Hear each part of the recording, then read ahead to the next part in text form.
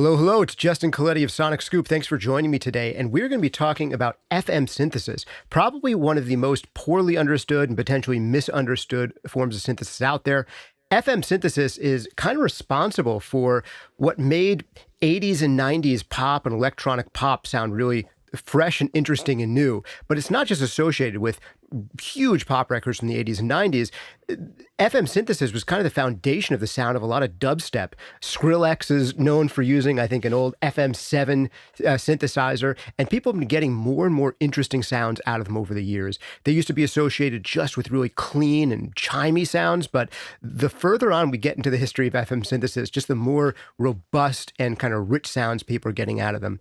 I want to give you an overview today with my guest here, Matthew Large, about what FM synthesis sounds like, how it works, and how to use it. These guys from Toybox Audio just came out with a new plugin called fmzone. I'm a big fan of the Toybox plugins. We've had these guys on the channel before. I think they have a really unique and intuitive approach to making synthesizer plugins. fmzone is the latest one from them. I think it's going to be a really inexpensive one, like 60-something bucks. And right now, it, like everything else they make, is on sale for half off if you're here in the month of December 2024. And this one, I think, you can get for like 32 bucks right now. They also have a totally free synthesizer, which we'll take a quick look at, which is an amazing low-end plugin called Thump 1 that we took a deep look at a different video on this channel. All right, before we get any further into FM synthesis, Matthew Large, how are you doing? Good to have you here today. Hi, I'm okay, thanks, and welcome to the channel. I hope this is interesting for the people and the viewers. Good stuff. That's all what right. I can hope for. Yeah. Well, Matthew, you did a great job walking us through the BuzzZone synthesizer that you guys make last time and your Thump 1 low-end synth. And before we get into FM synthesis too deeply, I just want to bring it back up on the screen here. We're looking right now at their fmzone plugin, and there's a really cool way that this thing works. If you can just put in some of these breakpoints, all of the Toybox audio plugins have a way of kind of immediately reshaping envelopes and other aspects of the sound with these breakpoints, which is more synthesizer companies, I think, should rip you off and just how well you guys have done. GUI design, the simplicity of it, the power of it. And I really love this kind of drag and drop approach to reshaping sounds. So real quick, Matthew, in your mind, what kind of sounds are FM synthesis particularly good for? Like, what are some of the most iconic types of sounds you'd expect out of FM synthesis? And why would people reach for this kind of synth instead of a different type of synth? Some of the most famous FM noises are bass noises, like the lately bass sound from the house era of the late 80s and early 90s. The lately bass sound you'll hear all over the 90s as well, sampled and synthesized from the old FM synthesizers. And you will also hear zillions of electric pianos all over the 80s and 90s. A lot of them will have been generated using FM synthesizers, usually DX7. Yep. Or the other DX keyboards. There was a DX 100 and a DX 21 and the other kind of FM op synths back then that Yamaha mostly made. But yeah, it was back then you would have heard them all over the pop music, but they were most commonly electric pianos and basses. And strings and other noises as well, but you would have definitely heard them in pianos and basses. Yeah, definitely. Electric piano is a big thing, and bells, I think. There were a lot of sounds and maybe some woodwind stuff. I mean, because it's a sine wave-based synthesis, yeah, you get very clean sounds out of it. It's not trying to be mungy and analog and characterful and all that kind of lovely stuff we get out of saturated circuits and diodes and capacitors. It's a clean that can only really be done in digital. You know, it can only when it first started in the 80s, it was all 8-bit, 12-bit at most, maybe not 8-bit, but 12-bit at most. And nowadays, everything runs at 16-bit, 24-bit, 32-bit, but 12-bit was what we had back then. So it gave the oscillators that were running very fast a certain crunch and a certain character that the clean FM synthesizers like FM7 and FM8 don't characterize, because they're trying to be super digital, clean synthesizers, much in the way that Skrillex used them. He wanted this beautiful digital control over the harmonics and stuff you can get over FM. So he kind of exploited it for that. He wasn't exploiting the dirt. He was exploiting the all the wonderful timbres you can get out of FM as a really complex synthesis tool. Yeah, one of the beautiful things about getting some really clean sounds out of FM synthesizers is they can make your dirty sounds sound even dirtier. I mean, it's one of the big things in music production is contrast. And the more that you can have beds of crystalline sounds, the more that your mangy sounds will sound just like hyper distorted and rambunctious, which is great. Before we get into some of the theory behind it, and could you just take us through maybe a couple quick patches that would give us an idea of some of these really basic, iconic, more stereotypical FM sounds before we get into some of the more kind of advanced sounds that you can do with FM Zone in particular? Absolutely. I mean, we've got a load of presets here that are made, and some of them capture some of the aspects of the 80s. Let me just turn this up a bit. That's a very kind of a Michael McDonald kind of, you would have heard it in Doobie Brothers kind of songs. Sure. All these kinds of noises. It's like a piano electric kind of bass. You would have heard it all over the 80s. Some similar noises. And let's go with some keys as well. I mean, some kind of classic piano noises, some classic normal piano noises, and we'll definitely have some electric pianos here somewhere as well. Lecky piano. Oh, that is so DX7E. Exactly. Yeah. It's that territory. It's all it is. It's a delightful little planet. Yeah, I feel like I'm watching Doogie Howser right now. I try not to characterize that too much. But that's yeah, so I mean that's what, and we've got the classic log noises, like the log pianos that you can. Part of the power of this, I didn't mean to pop the mic just then, but part of the power of the synthesizer is being able to slow down the travel through the noises. So we can slow down a log sound that sounds like a hitting of a wood type thing, marimba. And obviously we can change the timbres, change the sounds with these two knobs here that we've designed to be easy access to the kind of back end of the synthesizer. There's lots of different algorithms, but we try to make it simple. Let me just show you a synthesizer of the type we used to use in the 80s. This is the kind of thing that this is based on. And it's basically, you would load a preset up, you'd have 100 voices up here, you'd load a preset up, and you would just change the preset with your knobs, and that's it. That's how we did synthesis in the 80s. FM synthesis, anyway, at consumer level. And this is trying to be a copy of that, ultimately. It's trying to simplify meddling with your noises. So, yeah. Yeah. You get logs, you get... What are some of the potential shortcomings of the old school FM synthesizers that people would use, and what are some of the things that you're trying to improve on with FM Zone?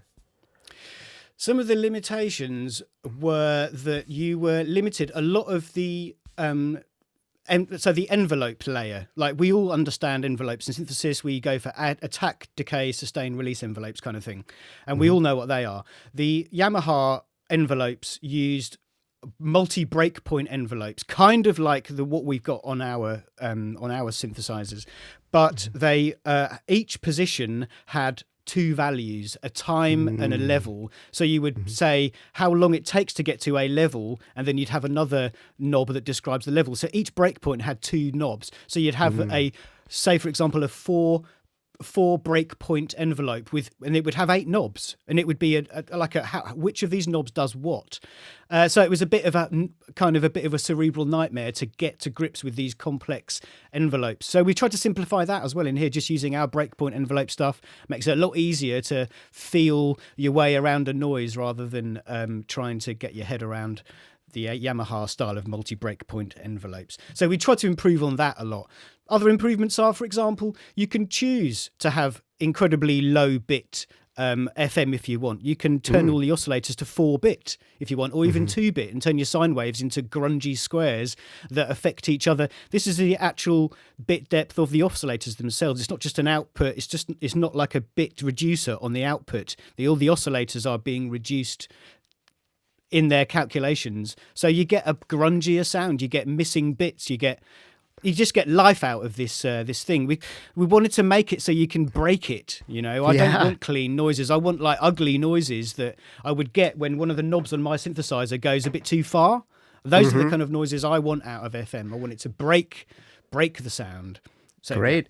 So you can get the super crystalline clean stuff and a demonic distorted version of that. Just to get a sense for what bit crushing sounds like in this context, could you play us one of these patches with a higher bit depth and a lower bit depth just to hear the differences between them? Let me think. I'll probably go with an electric piano noise because you want something clean so you can... So that's clean. Yeah. And I'm going to turn it to...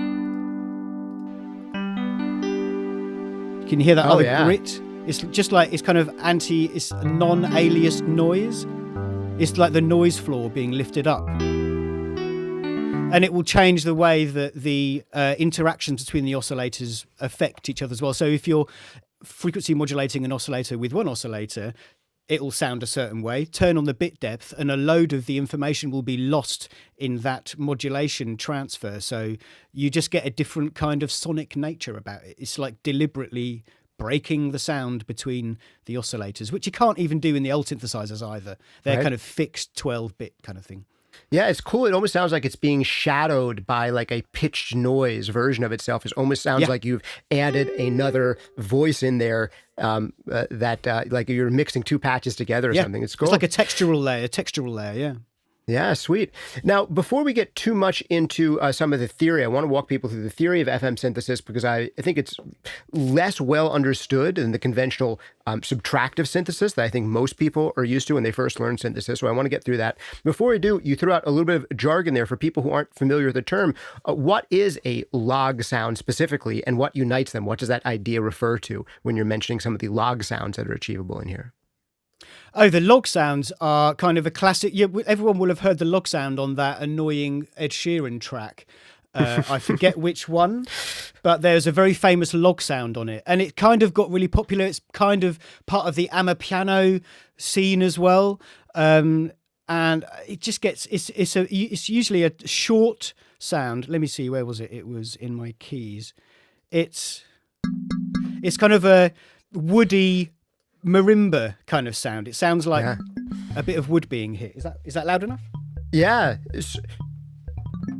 But that's kind of what a log sound is. It's a short kind of woody with a sound kind of sustain with a strike at the beginning of it. Right. So it sounds like it's being hit with a mallet. Yeah, so it's in reference to the wood marimba-like quality of the tone rather than the way in which it's created. Yeah. Exactly. All right. Yeah.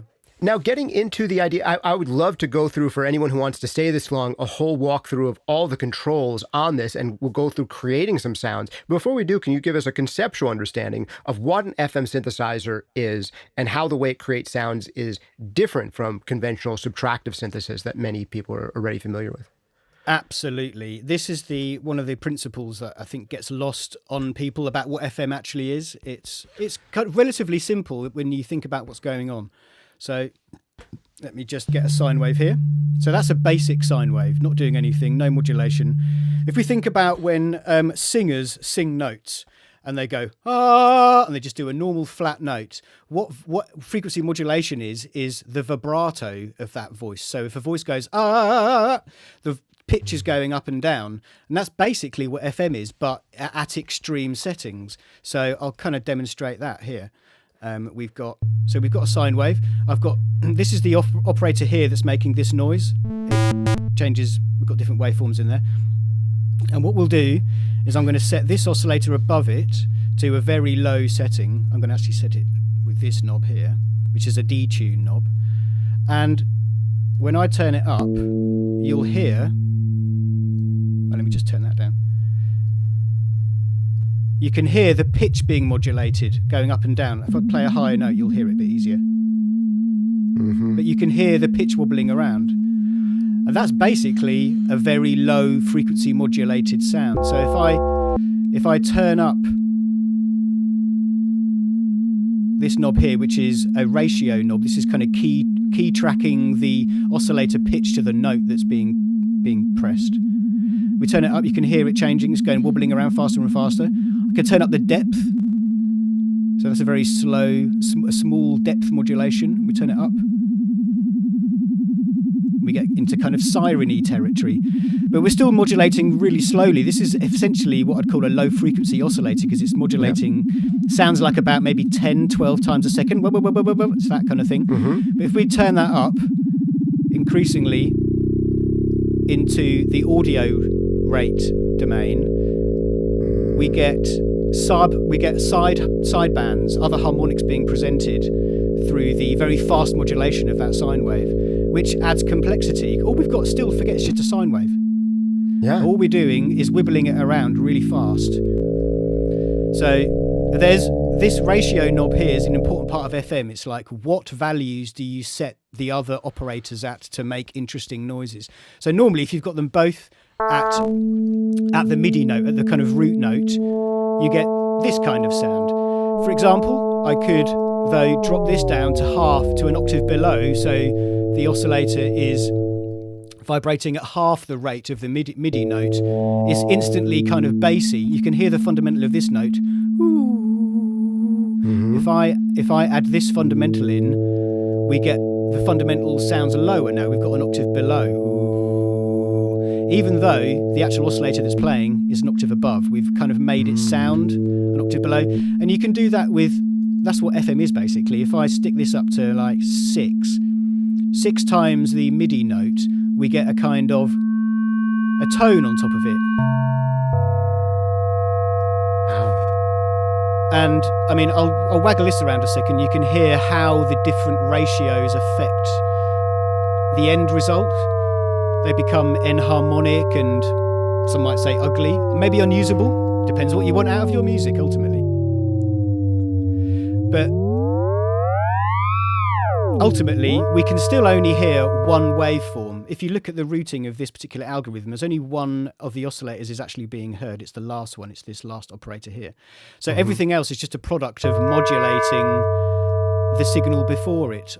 So all this before it will just be other audio rate signals that are going into it. So I can turn this one on and affect this one. I can affect this oscillator that's running at 5.5 times the frequency.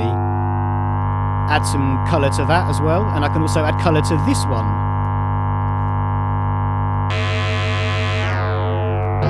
And just continually add more colour and harmonics to the sound just by feeding more complex signals into this very simple chain. Did that make any sense? That was great. At all? Yeah. I felt like I was in Logan's Run for a second there at the very end. And I felt like in your example right before that, where you're playing around with the ratio and making it sound more non-harmonic, it almost had a ring modulator-like effect as you were kind of moving through there. Now, I want to see if I can say this back to you to see if I understand it correctly. So let me see if I can explain this and you tell me if I got it right or wrong. In this type of synthesizer, we are taking a sine wave. It doesn't have to be a sine wave, but it's usually a sine wave, at least classically. We're taking some type of generated sound, a sine wave, and we're adding vibrato to it. But we're not just adding vibrato that we hear as a vibrato. That vibrato is going so incredibly fast that we don't hear it as a vibrato, but we hear it as a textural change in the sustain of the sound. Is that a decent way of describing it? Great. Absolutely. It's like an illusion.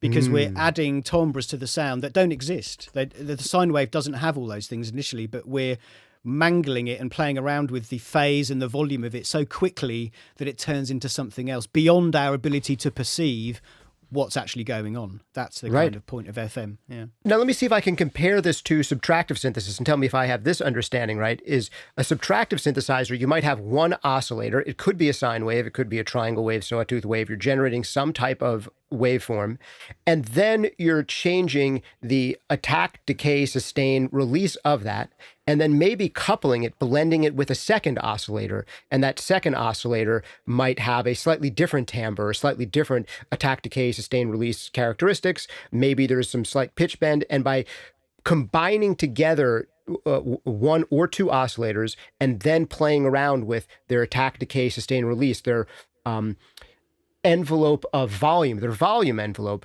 that's how we're getting sounds through classical subtractive synthesis. But with FM synthesis, the two oscillators are one oscillator that generates the sound and a second oscillator that modulates the first sound. It's almost acting like an LFO rather than blending together the sound of two oscillators. We have one oscillator being modulated by the second oscillator. Is that a decent way of describing it? Absolutely, absolutely. I mean, yeah, the fundamental difference between, say, there's principles in synthesis of kind of subtractive and additive synthesis. Or additive synthesis where you make a sound more complex with the ways that you're doing the synthesis. And subtractive is exactly as you describe. You have a rich saw or square or like a wavetable waveform and you filter it. You're taking content away from it. Whereas FM is kind of considered sort of, I want to say additive, because you're basically adding complexity to quite a simple source sound to begin with. So yeah, it's a kind of, rather than having lots of information and then managing what you're taking away from it, you're starting off simple and adding complexity to it to get the FM sounds. Yeah, that's kind of how I'd see it. It's like the opposite of subtractive. It's like adding sounds to it. But also, this is kind of a bit of both. Our synth, we have added a filter. Our wonderful, all our wonderful Korg filters and OTA filters that Dave made, they're all in here as well. So you can create your super rich tone and then stick it through like a beautiful analog model filter. So that's probably peaking a bit too much. But that's the... you see the gist of this kind of, it's a kind of, it's a blend of both sort of worlds. Even on these old synthesizers, you didn't get a filter. You just had the knobs and that was it. Right. So yeah. Sweet. It's a blend of both. Yeah. Yeah. We've just been looking kind of under the hood of this. We're using it in a mode where most FM zone users are not getting it so that they can open up this detailed mode you just got into. They're going through usually a even more inspiring interface. So can you tell us, first of all, how would you create new sounds with this? You could, one, go through a whole bunch of patches, and I'd love to hear some interesting preset patches, but then if you wanted to create new sounds, would you use that page, or are there other ways to reshape the sounds in your mind? It's so easy. We just wanted it to be super easy in the same way that we had it easy in the 80s and 90s with these crazy like toy synthesizers. We want it to be equally as fun and as easy to do. So ultimately, this menu here, so I've got a preset loaded up, I think. Is this a preset? No, let's just go back to the initial preset. Okay, and I'll just go to the sounds menu and just like click a thing. What's going on? So the idea is that, yeah, you load up a sound. I'm just going to make sure I've got 5 notes available to me. And then you wangle... Sorry, go on. A couple of quick things. One, can you turn down your output just a tiny bit? Because I think we're clipping from turning it up from one of those earlier ones. And you might want to double check that I didn't make you stay in like the 2-bit mode or something. I'm not sure if you I think we're back in 16 bits. Oh, good. Cool. Yeah. Full Sonic available. So, the idea is that you'd load a patch up, one of these, any one. And these 2 knobs here, there's a load of knobs here, obviously you can see, but these 2 main knobs that, for example, we would waggle on the old synthesizers affect the back end of the actual operation, the kind of FM synthesis. So this one, for example, I can hear it adds another octave of one of the other oscillators. And this is increasing the modulation. You can hear it wobbling around a lot more if I turn it off. Yeah. There's no vibrato. And so you might load a sound up and then you're like, oh, well, I want it to be stereo. Turn this knob up. You get a duplication of the algorithm split across the ears or speakers, and slightly detuned, and all the oscillators are a little bit skewed as well. So you just get this natural stereo-ness rather than like on these devices. I'm going to bring up again. On this device, we had things like a stereo symphonic button, and all it was a chorus. So it just kind of duplicated the sound through a delay line and modulated it a little bit. It wasn't particularly sounded great at the time because the sounds were so basic, but Dave's built this amazing duplication of the algorithms here, so it basically, like I say, duplicates the sound, and you just get automatic richness and depth and something you can kind of look into rather than it just being in the middle of your stereo sort of image. It's so much wider than a chorus because that stereo effect is happening at the synthesis level rather than post. Yeah, absolutely. And we've got another knob here that allows us to, or the user, to detune. So you can make one really detuned if you want just like a complete wonkiness or, you know, a kind of detuned piano sound or honky-tonk kind of sound. Do you know what I mean? Yeah. So the idea would be just load up a sound. Let's just do it again. Load up another sound. Change the speed. If it's moving too fast, if it's moving too slowly, speed it up.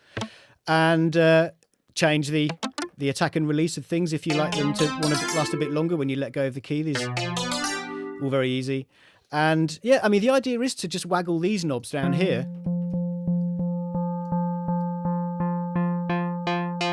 to get your fun noises. Let's just do another one.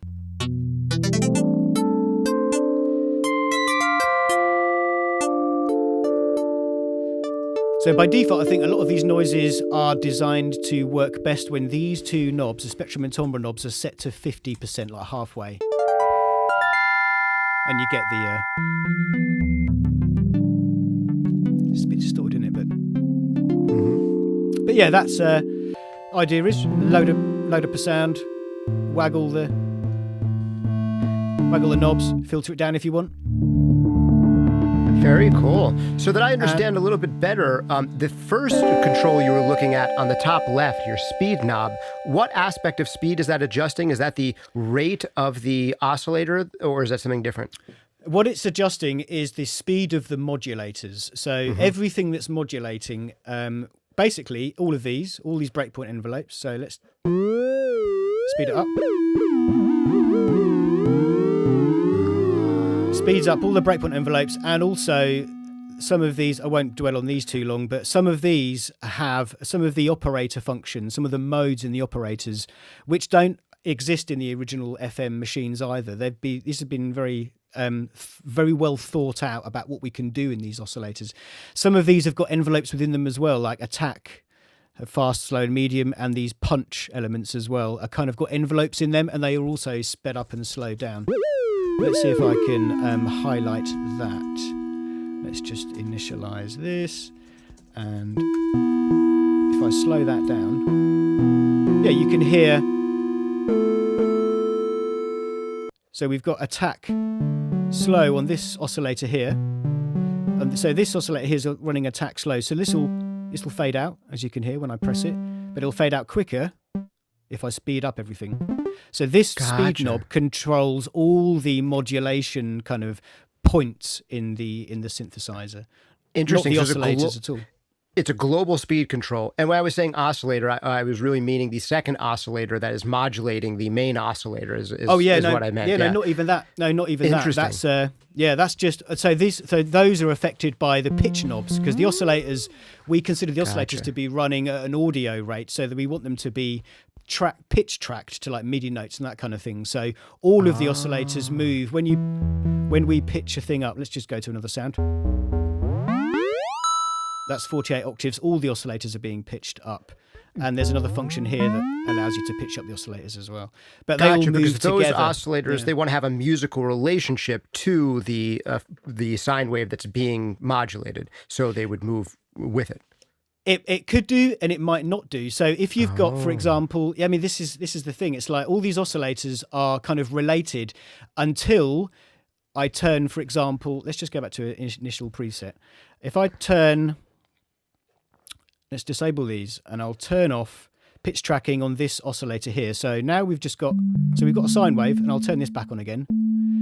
And even though level's at maximum, we're not doing anything because the oscillator's running at 0. But if I turn it up a little bit, it starts running. But it's only running. Turn it on.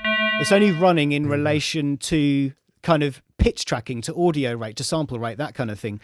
If I disable that and I turn this one up, this is a kind of fixed detune. So if I set that to 1, then that's basically running at 1 hertz. And that is unaffected. That's unaffected by this as well, because it's internal to the operator. It's not like an external modulator. So all the internal operators kind of are pitch tracked. So if I pitch this up,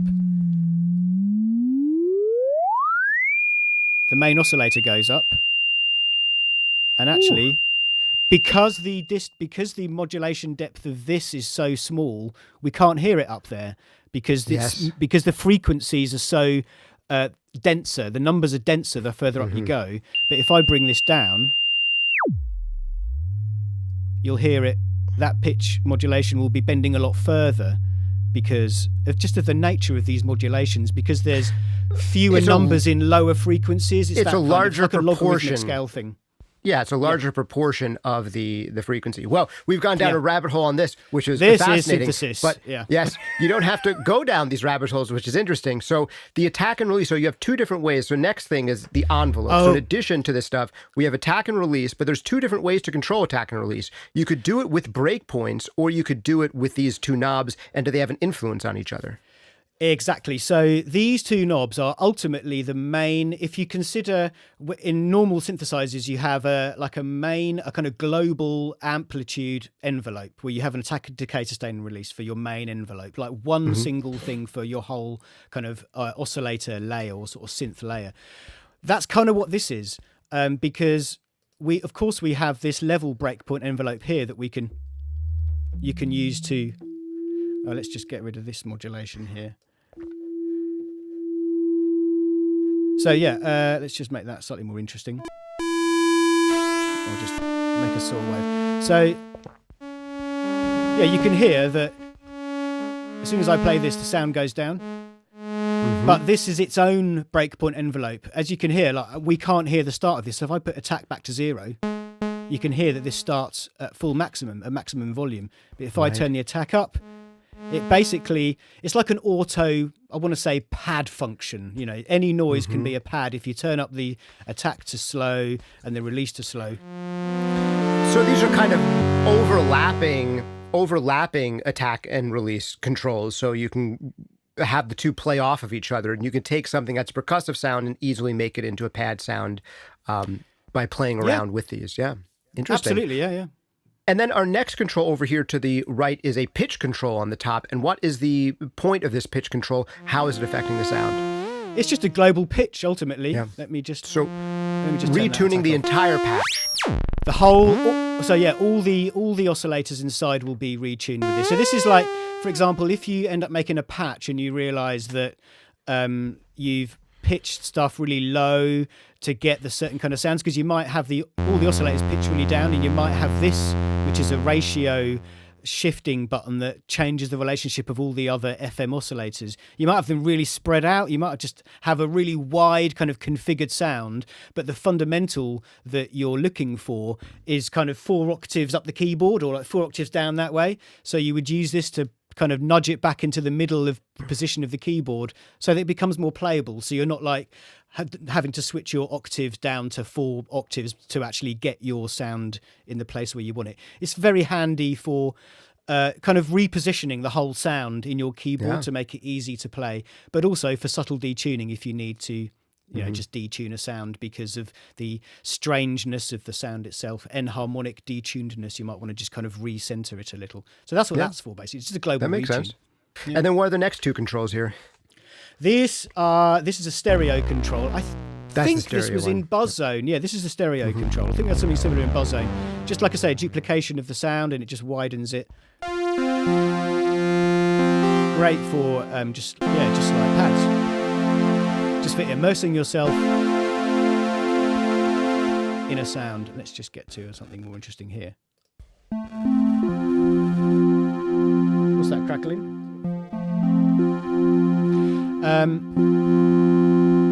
Like it's instant pad territory. Just be like long attack, wideness. Look at the lovely triangle ripples on that. That's lovely, isn't it?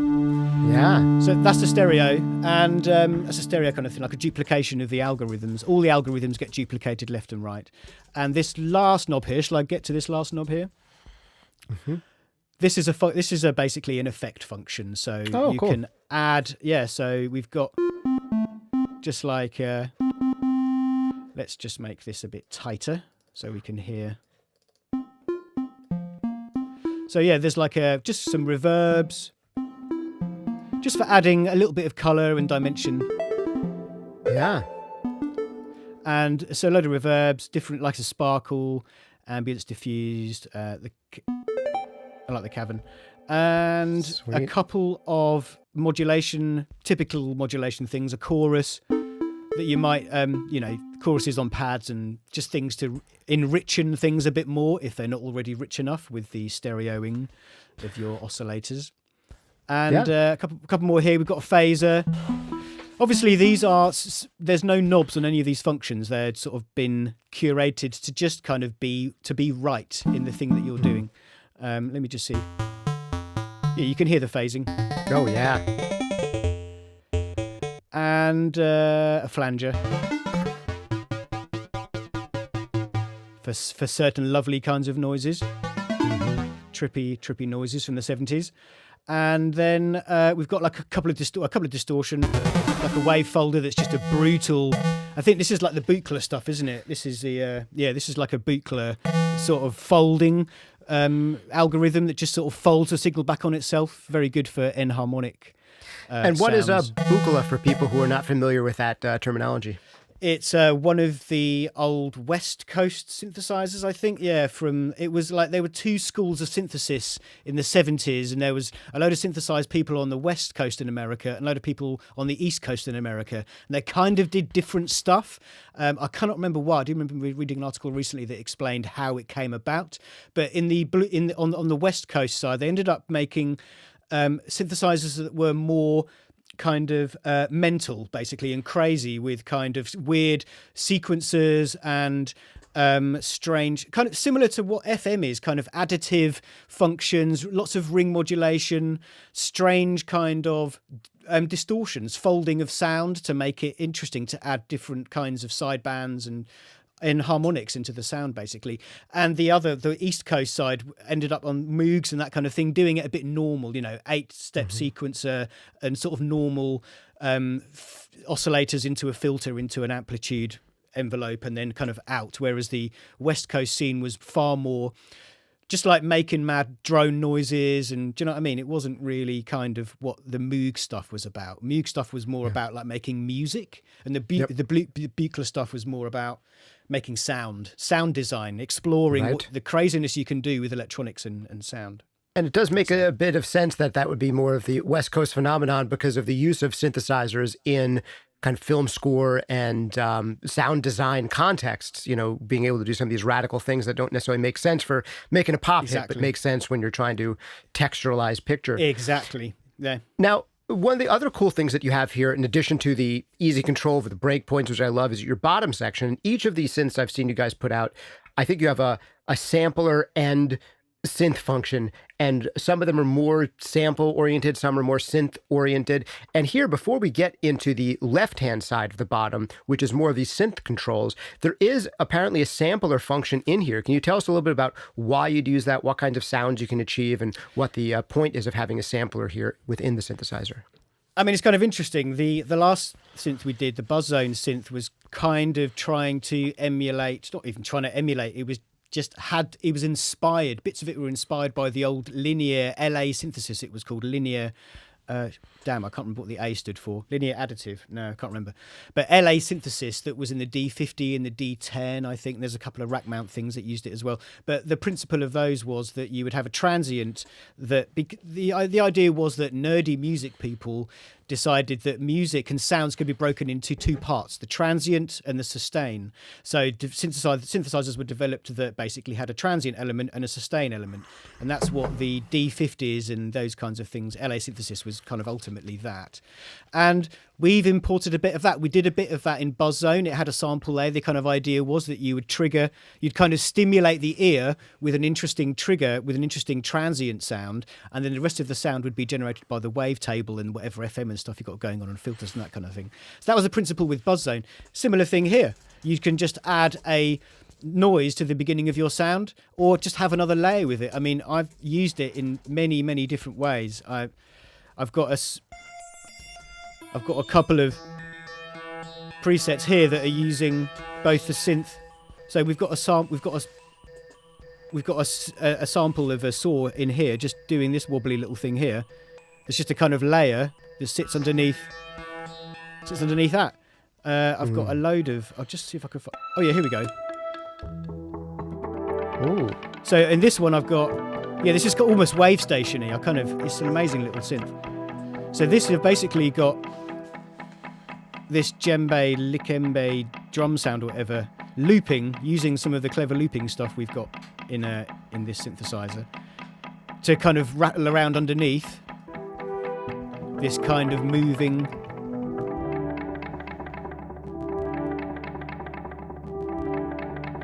you know, that's kind of what it's used for. These are sequencer patches, obviously. Yeah.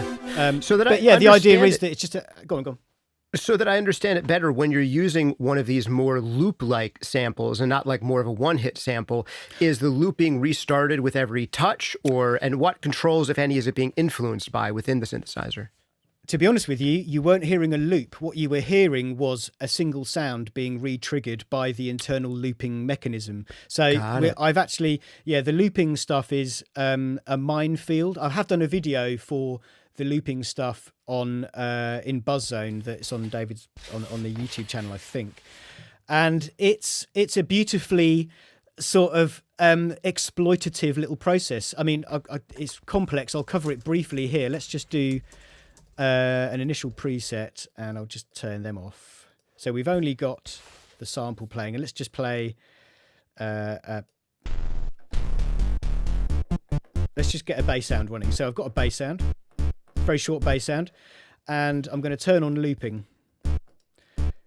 And I'm also going to make sure that I've got MIDI resets oscillators checked, because that will mean that when I have this arrow turned on, the sound will be re-triggered as it goes back to the beginning of the breakpoint. And we can make that loop itself multiple times. And with that, I could do, for example, so I've got that running free. I could say, for example, turn the filter down,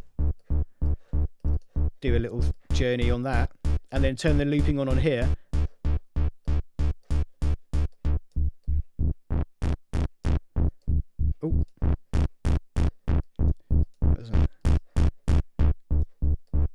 Oh, that's a drivers function, isn't it?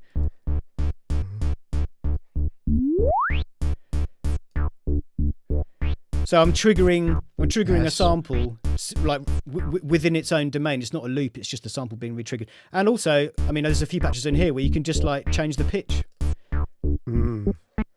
Just do a little melodic journey.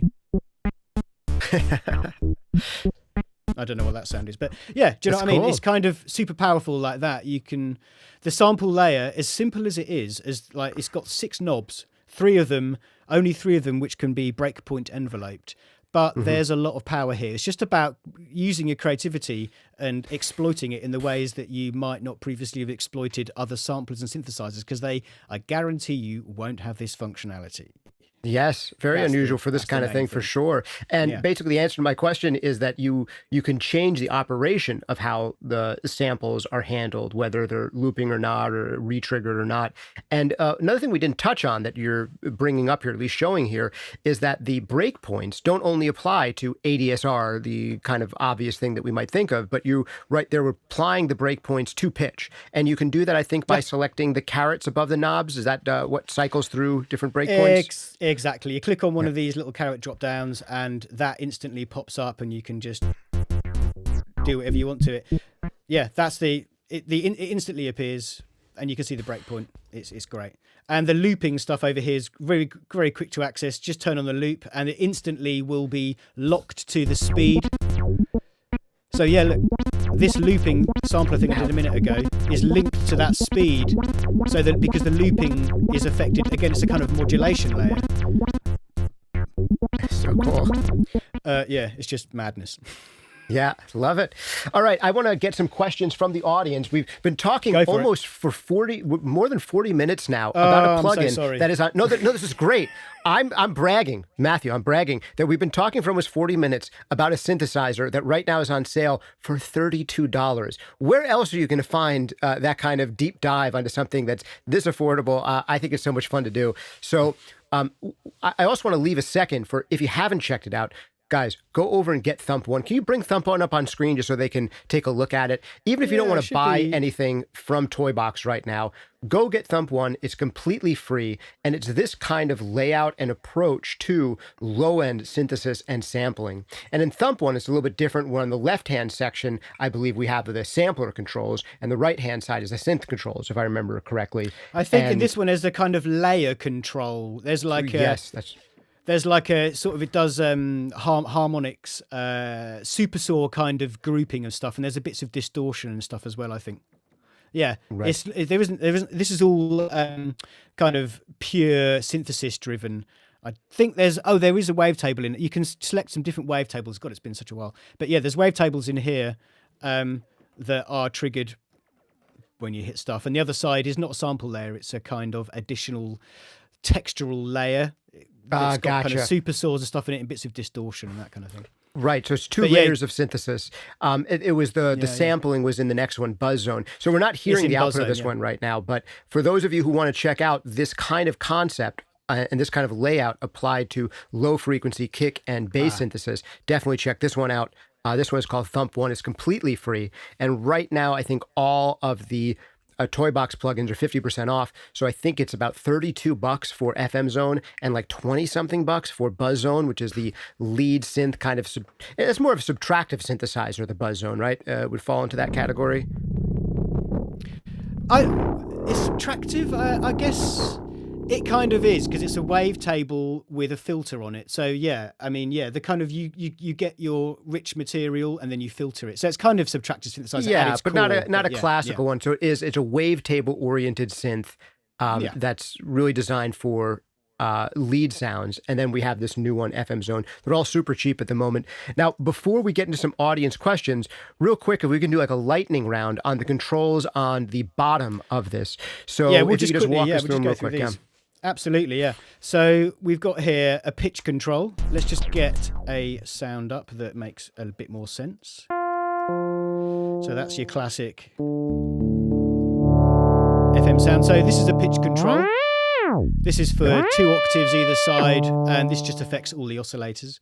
I'll go along the top row first. Actually, I'll do them in pairs because these ones underneath kind of are related. This one underneath is another layer of function. So you can add a sub. See if you can hear. There should be a sine wave an octave below here now. You can hear that come up.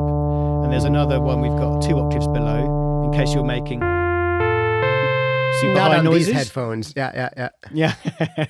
And just a lot of other layers and functions as well. You can amplitude modulate against another oscillator.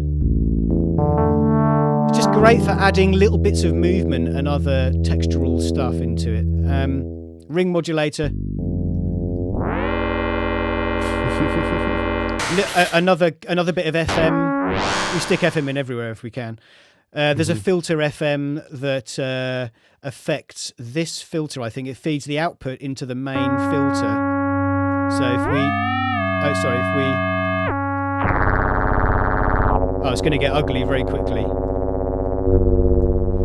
But yeah, this is basically now frequency modulating the filter. Lovely, loud and clippy.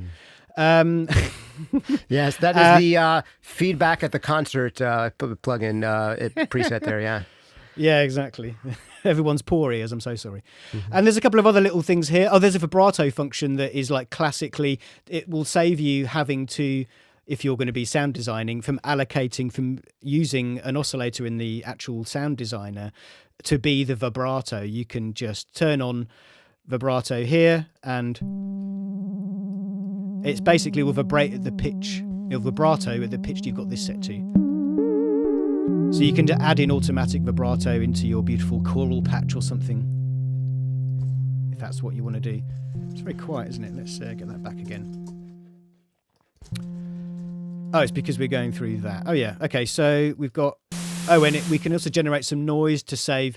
These last few functions kind of prevent you from having to waste an oscillator on these kinds of tasks. You can get noise from an FM oscillator just by feeding it back into itself in this mode, F feedback sine mode. Put the feedback on maximum, and you've just got white noise instantly. It's as easy as that. But if you don't want to waste an oscillator, this will feed in the white noise directly to the filter layer. So you can just, if you like, disable all the oscillators, feed that into the filter, and do something fun with the filter. So that's the kind of what we call, I think it's a sub mode or something this is called. Let me see what it's called. Oh, I can't see, but I think it's the sub mode. Yeah, I think it's a sub mode, yeah.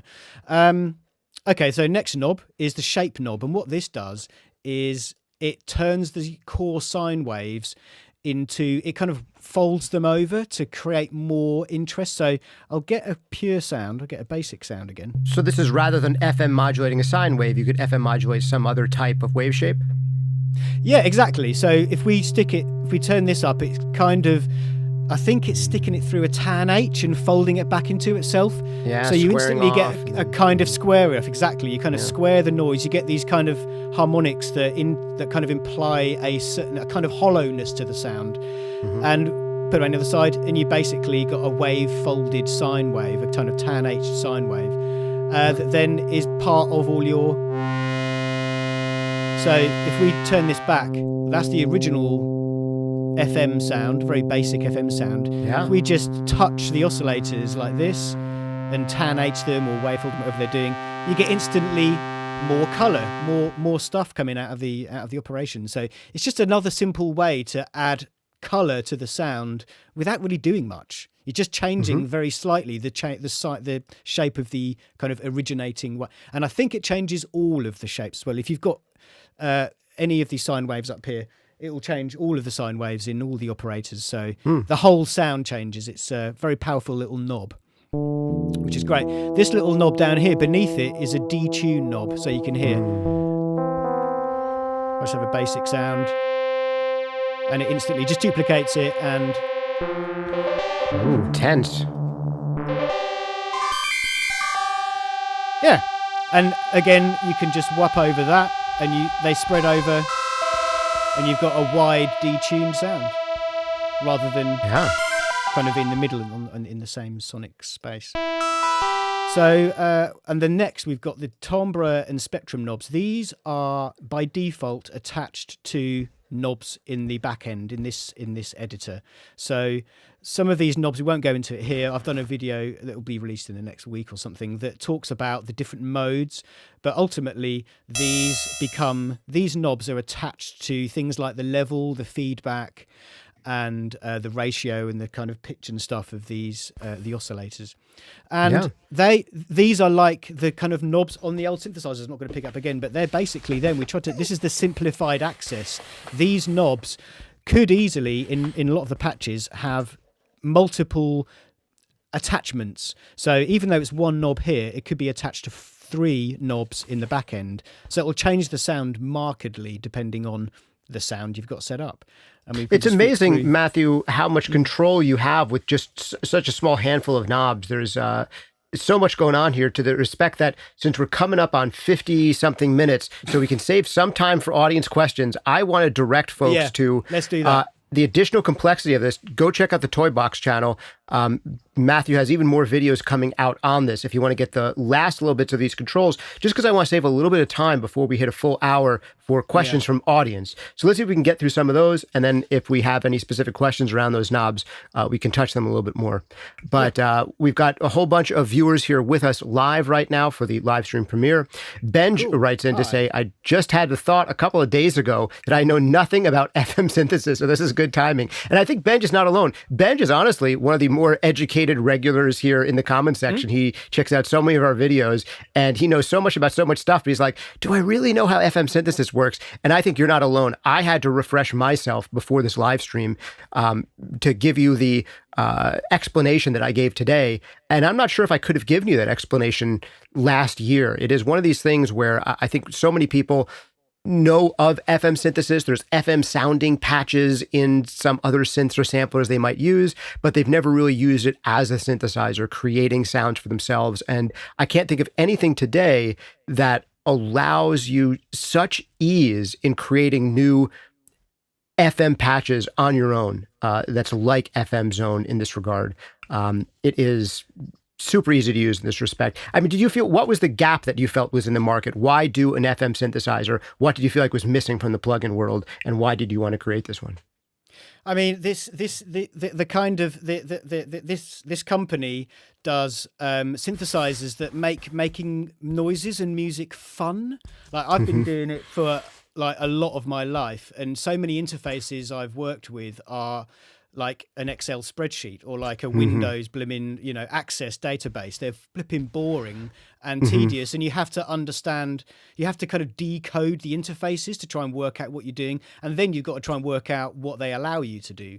And within the principles of the domain that they've offered you, their DSP code, whatever, FM or physical modeling or whatever. And we just wanted it to be easy for people. I don't want it should be easy to make noises. It shouldn't be an absolute cerebral academic nightmare to make patches. It should be fun. And a lot of people, I think a lot of developers struggle with that, because there's this tipping point between how much do you offer the user because they're going to want power, and how much do you not give them? How much do you hide from them? How much of the power that you're offering them do you hide and just make it kind of automatic, or stuff that you don't have to think about? And it's a difficult domain to make customers happy. I see complaints, and have done for the last 20, 30 years, of what's exposed to synthesizers. There was one developer years ago, this is so boring, but I'm going to say the one last thing. There's one developer years ago called Zoxos, who people might have heard of, called Rurik Lefante. And he did the most amazing plugins, and he was one of the few developers. He did lots of physical modeling, and he did like weird, like O-sign tracks, like bird tracheas and animal things, absolutely insane. But one thing he was not afraid of was to just let the knobs go to the end of the scale, let the knobs go further than you like. He didn't want to inhibit people's potential to explore. And that's the trickiest part of when you're developing synthesizers. How much do you allow them to explore? And ultimately, this is both worlds, because the backside of it, the sound editor thing, is absolutely insane. You can go to 0 frequency, 0 hertz, or you can go to 24 times, for example, the keynote that's coming in. And there's kind of no limits. It's kind of no limits. But the front side is simple. Like the no limits aspect is accessible, but it's also simplified, because you can kind of contain what you're accessing of that unlimited nature of the DSP. I don't know if that made any sense or not, but no, absolutely did, and that's exactly what I was trying to touch on, Matthew, with I think the design balance that you've achieved in, once you start to go into detail on what these handful of simple knobs do, there's so much richness and depth in there, and how interconnected they are, and there's so much to explain, but you don't need to know any of that to open up the synthesizer and start making sounds. So I really love that you have, so you've done both the extremes and the curation together.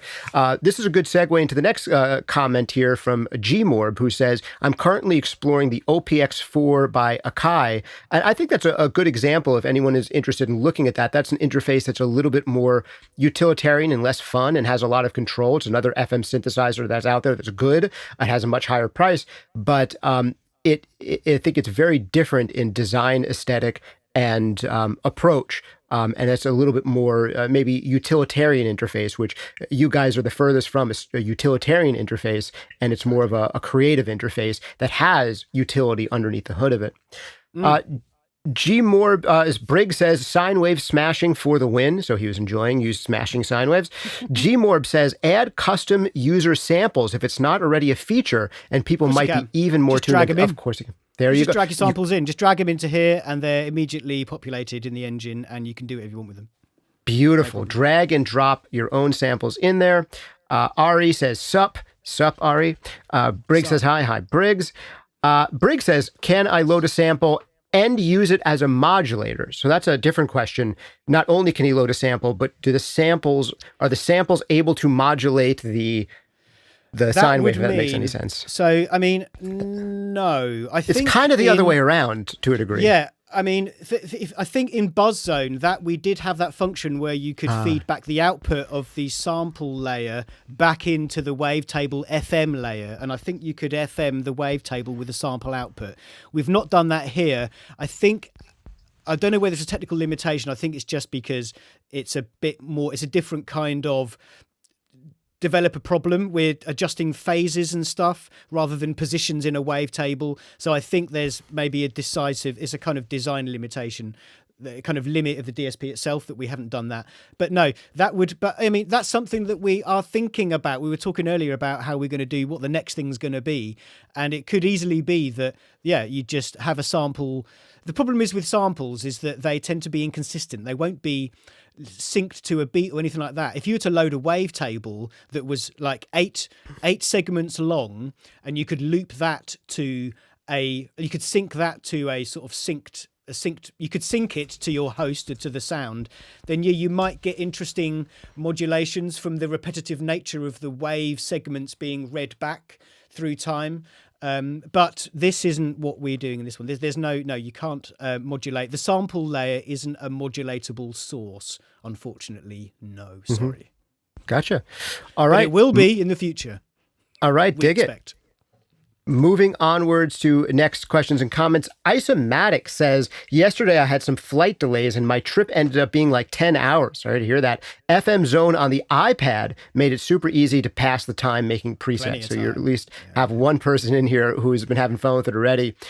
Briggs says, I would suggest beginners start with a one operator FM synth, which this can be. So one of the things here with this is, I don't know, I would actually suggest that beginners start with something where it's like you have FM synthesizer sounds loaded already, and then you tweak them, which is kind of what the main interface here is designed for. But if you go under the hood, you can turn on just one operator if you wanted to get granular and really understand and learn it. And you can just turn off the other operators and just have one on. Exactly. You could just turn off all the other operators and concentrate on one operator and explore what you can do with that. Explore the different waveforms, feeding back on themselves. Because ultimately, I don't think there have been many one-op FM synthesizers. Usually have two, because you want one to add a color. So the other oscillator, for example, you might have as an octave above or an octave below or the same octave, but you need something to modulate the oscillator with. Otherwise, it's not really FM synthesis. If you the closest you get is if you're feeding the signal back into itself,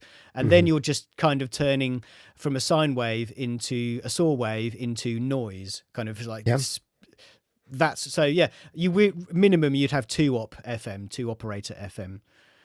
To really explore it. But yeah, you could do that in this, no problem. Just turn off the operators and have fun with two operators. Yeah. There you go. Alan S. says, can digitone sound like this? I think that's the electron digitone, I'd imagine. Struggling with mine a bit. So I think the electron digitone is like a hardware FM synthesizer thingy. And he says he's struggling with his a bit, and he's wondering if it can sound like this. I'd imagine the answer is yes, you can get a lot of similar sounds, although there's features that are probably here in FM Zone that aren't in that, and maybe vice versa.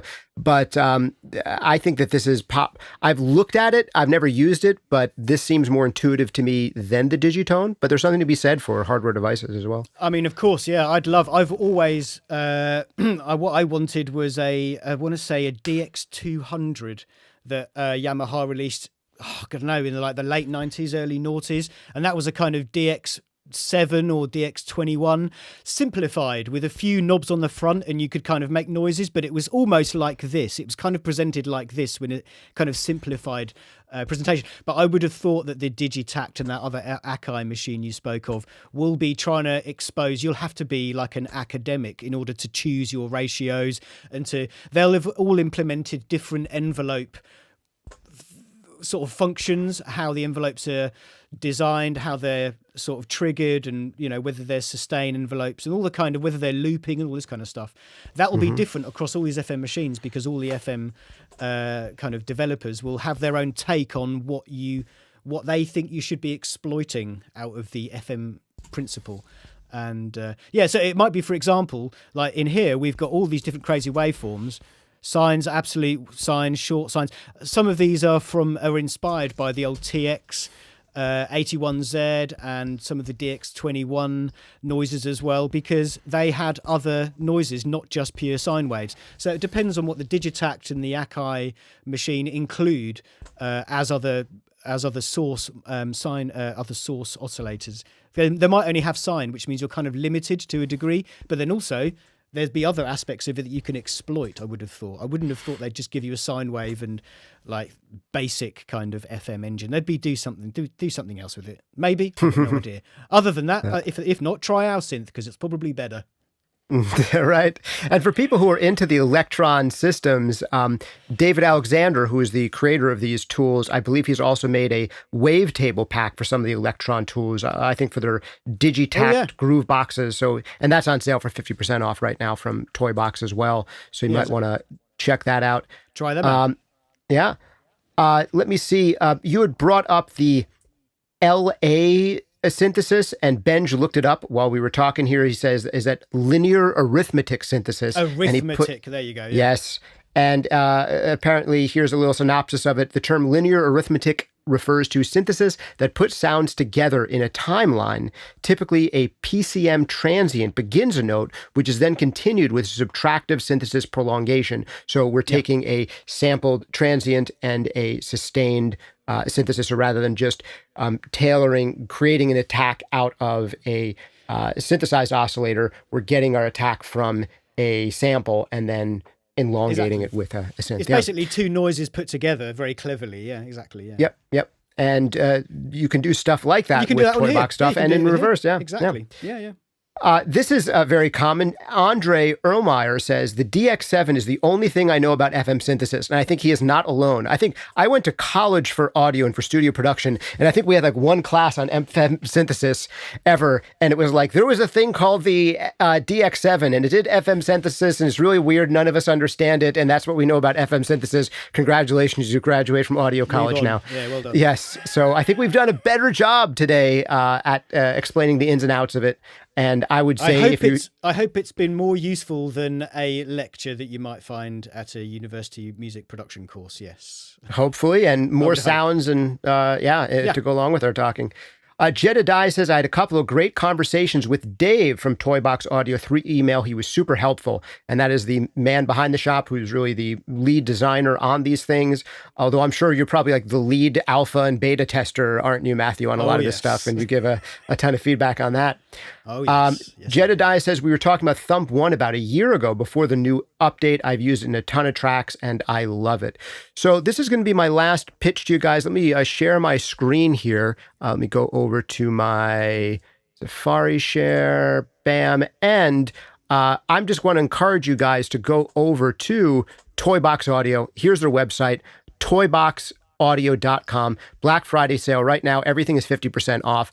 And their $0 plugin is also 50% off. What's 50% off of $0? Does that mean they pay you to get it? No, I think 50% off of zero is still zero. But still, you should get it. Like, even if you have gotten this far and for some reason, like, $32 is too much money for you, which is crazy.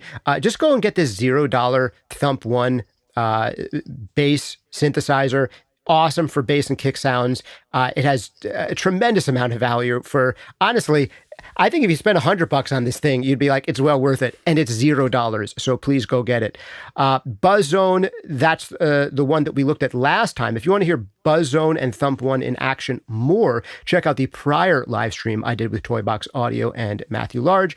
And the new one we've been looking at is this very new FM Zone. It is half price right now. It's going to be $64, which I think is a steal for what this thing can do. It is one of the best, most fully featured FM synthesis plugins that exists. And it's going to be only $64. That's insane. For those of you who are here for the launch of it, it's only $32. David's giving away the store. You're going to have to talk business with him and tell him to charge more for this stuff because I think it's absurd. But you guys are doing a great job. I really love the layout and the approach that you've taken in these. They have this balance between being beautifully curated and also fully customizable.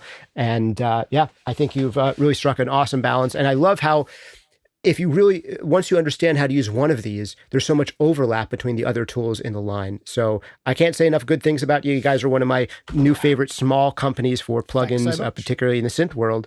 And thanks for being on the channel. Much appreciated. Thank you so much. It's great to talk to your people, and I hope I didn't bore anyone to sleep too quickly.